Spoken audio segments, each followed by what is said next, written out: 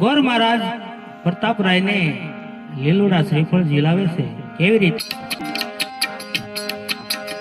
તમે સોનેરી નાળિયેર ઝીલો ને પ્રતાપરાય, સોનેરી નાળિયેર ઝીલો ને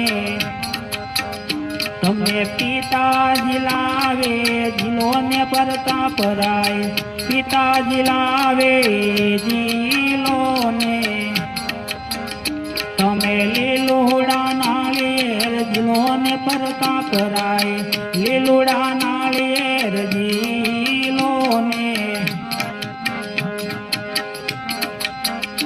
આવા કોરદેવ ઝુલાવે ઝીલો ને પ્રતાપરાય, તમને કોરદેવ ઝીલાવે ઝીલો ને